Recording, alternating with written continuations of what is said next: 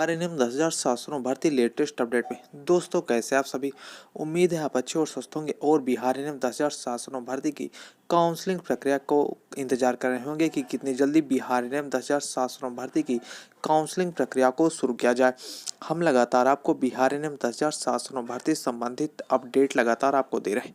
आज इस वीडियो के माध्यम से हम आपके लिए बिहार एनएम 10,700 भर्ती संबंधित बहुत दोस्तों आप सभी अभ्यर्थियों को मालूम होगा कि बिहार एनएम 10,700 भर्ती की काउंसलिंग प्रक्रिया बस कुछ ही दिनों में शुरू होने वाली है। लेकिन यह कब तक शुरू की जा सकती है और काउंसलिंग की डेट क्या रहने वाली है, काउंसलिंग प्रक्रिया में डॉक्यूमेंट क्या क्या अनिवार्य किया गया है और 1/9/2022 के पूर्व अगर किसी अभ्यर्थी का डॉक्यूमेंट है तो क्या उसको डॉक्यूमेंट मान्य होगा या अमान्य होगा। बिहार नियम 10,700 भर्ती में अगर कोई अभ्यर्थी का आरक्षण सर्टिफिकेट किसी कारणवश उसमें कोई त्रुटि है तो क्या वो मान्य किया जाएगा या नहीं मान्य किया जाएगा। आज इस वीडियो के माध्यम से आपके इन्हीं सवालों पे के सभी सवाल जवाब मिलने वाले हैं। तो दोस्तों चैनल को भी सब्सक्राइब कर दीजिए, वीडियो को लाइक करके शेयर जरूर कीजिए। दोस्तों हम आपको लगातार पहले ही बता चुके हैं कि बिहार नियम 10,700 भर्ती का बस अंतिम चरण बाकी है, केवल आयोग के द्वारा डेट का निर्धारण होना बाकी है। मतलब बिहार नियम 10,700 भर्ती का जो डाटा था वो तैयार हो चुका है और डाटा की जो लिस्ट थी वो आयोग के पास पहुंच चुकी है। आयोग भी अपना अंतिम निर्णय 2 से 3 दिन के मध्य निर्धारित कर देगा। मतलब दोस्तों बिहार नियम 10,700 भर्ती की जो काउंसलिंग प्रक्रिया की डेट की घोषणा की जा सकती है वो 2 से 3 दिन के मध्य डेट की घोषणा आयोग अपनी वेबसाइट के माध्यम से जारी करके सभी अभ्यर्थियों को सूचित कर देगा। इसलिए दोस्तों अगर आप बिहार नियम 10,700 भर्ती में ऑनलाइन आवेदन कर दिए हैं तो आपके पास कुछ भी समय नहीं है। आप अपना संपूर्ण डॉक्यूमेंट को इकट्ठा कर लीजिए। जैसे ही आयोग अपने वेबसाइट के माध्यम से बिहार नियम 10,700 भर्ती की काउंसलिंग प्रक्रिया की आधिकारिक घोषणा घोषित करेगा, उसके बाद उसी डेट में सभी अभ्यर्थियों को काउंसलिंग के लिए उपस्थित होना होगा। लेकिन काउंसलिंग में आपको कौन कौन से डॉक्यूमेंट लेकर उपस्थित होना होगा और अनिवार्य डॉक्यूमेंट क्या किया गया है। अगर किसी अभ्यर्थी का 1/9/2022 के पूर्व का डॉक्यूमेंट है या उसके बाद का डॉक्यूमेंट है तो क्या वो मान होगा या नहीं। तो दोस्तों सबसे पहले हम बात करें काउंसलिंग प्रक्रिया के बारे में। तो दोस्तों हम आपको बता दें बिहार नियम 10,700 भर्ती की जो काउंसलिंग प्रक्रिया शुरू की जाएगी वो पहले हम आपको बता चुके हैं कि 1 से लेकर 8 जून तक आयोग अपने वेबसाइट के माध्यम से काउंसलिंग की ऑफिशियल अपडेट जारी कर देगा। इसी अपडेट के माध्यम से आपको बिहार नियम 10,700 भर्ती की काउंसलिंग प्रक्रिया का प्रथम चरण शुरू किया जाएगा। काउंसलिंग प्रक्रिया का 2 चरण शुरू किया जाएगा, प्रथम चरण और द्वितीय चरण।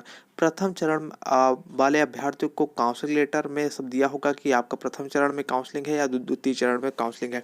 इसलिए जैसे ही काउंसलिंग प्रक्रिया की आधिकारिक घोषणा की जाएगी उससे 5 से 6 दिन पूर्व बिहार नियम 10,700 भर्ती की काउंसलिंग लेटर जारी किया जाएगा। सभी अभ्यर्थियों को बिहार नियम 10,700 भर्ती के काउंसलिंग लेटर अनिवार्य रूप से डाउनलोड करना होगा। अगर कोई भी अभ्यर्थी काउंसलिंग लेटर लिए बिना ही बिहार नियम 10,700 भर्ती में उपस्थित हो जाएगा तो उसको काउंसलिंग से बाहर कर दिया जाएगा और उसकी काउंसलिंग प्रक्रिया रद्द कर दी जाएगी। लेकिन अगर आपके पास काउंसलिंग लेटर है और आपके सर्टिफिकेट में किसी भी प्रकार की त्रुटि है तो क्या आपका सिलेक्शन होगा या नहीं, इस वीडियो में हम आपके संपूर्ण सवालों के जवाब देंगे। दोस्तों हमने आपको पहले ही पिछले वीडियो में ये साफ निर्देश दे दिया था कि 4 से लेकर 13 तक कुछ आयोग के द्वारा नोटिस जारी की गई है जिसमें साफ बताया गया है कि आपको क्या क्या निर्देशों का पालन करना होगा। उसी निर्देशों के अनुसार आपकी काउंसलिंग प्रक्रिया पूरी की जाएगी। सबसे पहले अगर आपने ऑनलाइन आवेदन करते वक्त उच्चतर योग्यता का दावा करने वाले अभ्यर्थी को उनके द्वारा अपलोड किए गए GNM, BSc nursing, MSc nursing के प्रमाण पत्र के आधार पर औपबंधिक रूप से उच्चतर योग्यता का अंक दिया गया है। मतलब ये जो बिहार नियम 10,700 भर्ती की काउंसलिंग प्रक्रिया की मेरिट बनाई गई है वो इसी के आधार पर बनाई गई है।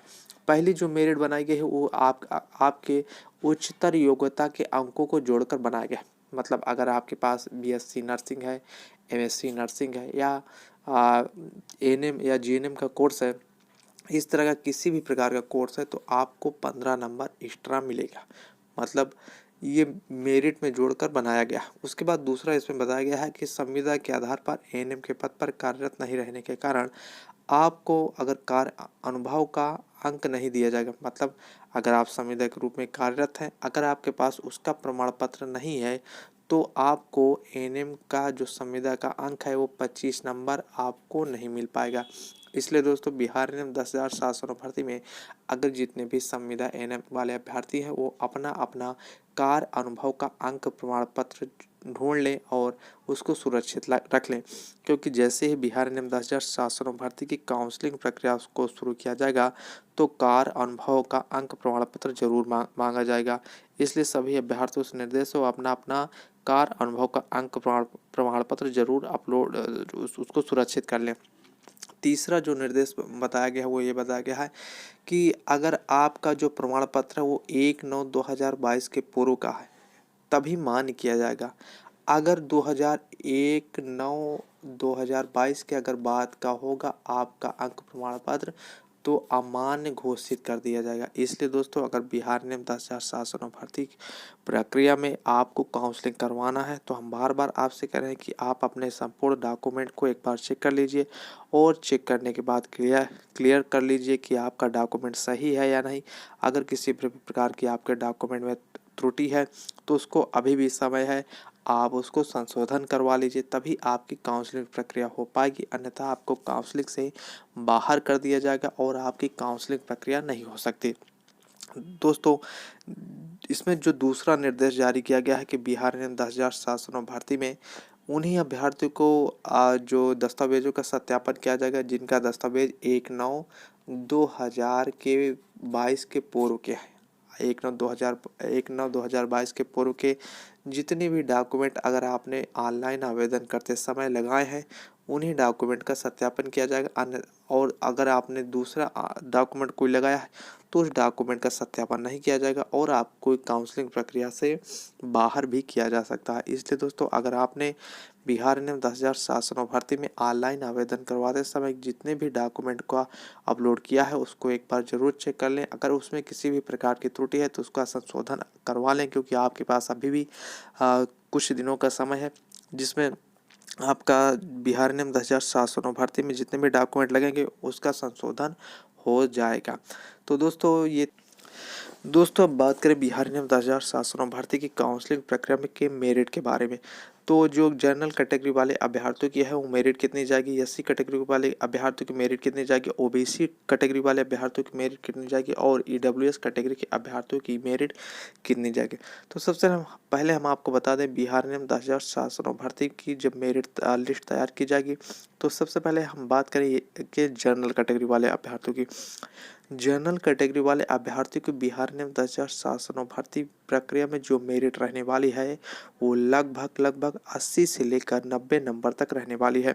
मतलब जनरल कैटेगरी वाले अभ्यर्थियों का सिलेक्शन 80 से लेकर 90 नंबर तक हो सकता है। इसी तरह ओबीसी कैटेगरी की बात करें तो ओबीसी कैटेगरी वाले अभ्यर्थियों का जो सिलेक्शन होगा वो लगभग 85 से लेकर 80 नंबर तक रहने वाला है। अगर ओबीसी कैटेगरी के जितने भी अभ्यर्थी हैं उनका अगर नंबर 85 से लेकर 80 नंबर तक है तभी उनका सिलेक्शन बिहार नियम 10,709 भर्ती प्रक्रिया में हो सकता है, अन्यथा उनका सिलेक्शन बिहार नियम 10,709 भर्ती प्रक्रिया में नहीं होगा। अगर एससी कैटेगरी की बात करें तो एससी कैटेगरी का बिहार नियम 10,709 भर्ती प्रक्रिया में जो मेरिट रहने वाली है वो लगभग 75 से लेकर 80 नंबर तक रहने वाली है। अगर एसटी कैटेगरी की बात करें तो एसटी कैटेगरी में बिहार नियम 10,709 भर्ती की काउंसलिंग प्रक्रिया की जो मेरिट रहने वाली है वो 70 से लेकर 75 नंबर तक रहने वाली है। दोस्तों अगर आपने भी बिहार नियम 10,709 भर्ती प्रक्रिया में ऑनलाइन आवेदन करवाया है, अगर आपके भी इतने नंबर हैं तो आपकी बिहार नियम 10,709 भर्ती प्रक्रिया में 100% सिलेक्शन हो सकता है। आइए बात करें बिहार नियम 10,709 भर्ती की प्रक्रिया में जब काउंसलिंग लेटर जारी किया जाएगा और काउंसलिंग प्रक्रिया होने के बाद सभी अभ्यर्थियों को डॉक्यूमेंट वेरिफिकेशन प्रक्रिया के लिए बुलाया जाएगा। जब आपको डॉक्यूमेंट वेरिफिकेशन प्रक्रिया के लिए बुलाया जाएगा तब आयोग की टीम आपके सभी डॉक्यूमेंट का सत्यापन करेगी। अगर आप आपके डॉक्यूमेंट में किसी भी प्रकार की त्रुटि पाई जाएगी तब आपका डॉक्यूमेंट निरस्त कर दिया जाएगा और आपकी ज्वाइनिंग से भी बाहर कर दिया जाएगा। इसलिए दोस्तों अभी भी आपके पास समय है। आप अपने बिहार नियम 10,709 भर्ती प्रक्रिया में जितने भी डॉक्यूमेंट लगेंगे उनको एक बार चेक कर लीजिए और उनका सुधार करवा लीजिए। तभी आपका सिलेक्शन बिहार नियम 10,709 भर्ती प्रक्रिया में हो पाएगा, अन्यथा नहीं हो सकता।